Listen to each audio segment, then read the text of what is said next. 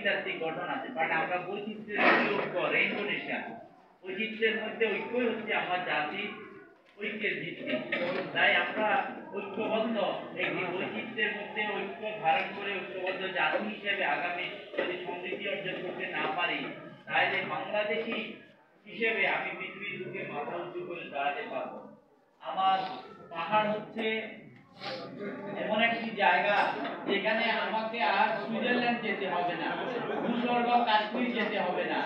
প্রকৃতির বৈচিত্র্য, সৌন্দর্য এবং স্বাস্থ্যকর পরিবেশের জন্য আমার সমস্ত পৃথিবীর মানুষ এই পার্বত্য চট্টগ্রাম ভিজিট করবে। আমাকে যে কাজটা করতে হবে সেটা হলো এই মানুষগুলোকে শান্তি, সম্প্রীতি এবং ঐক্যের বন্ধনে আবদ্ধ করে বাংলাদেশী পরিচয়ে তাকে পরিচিত করতে হবে।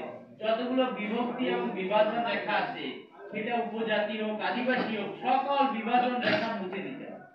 যদি আমি শান্তি সমৃদ্ধি রক্ষা করতে পারি, সবচেয়ে বেশি লাভবান হবে আমার পাহাড়ের অধিবাসীরা। কারণ সমগ্র পৃথিবী থেকে মানুষ যদি এখানে বেড়াতে আসে, যে পরিমাণ বৈদেশিক মুদ্রা বাংলাদেশ পাবে আর যে পরিমাণ টাকা সেখানে খরচ হবে, তাতে প্রত্যেকটি পাহাড়ে বসবাসকারী বাঙালি অবাঙালি অনেক উন্নত জীবন, অনেক সমৃদ্ধ জীবন, অনেক বেশি অগ্রগামী জীবন সে পাবে।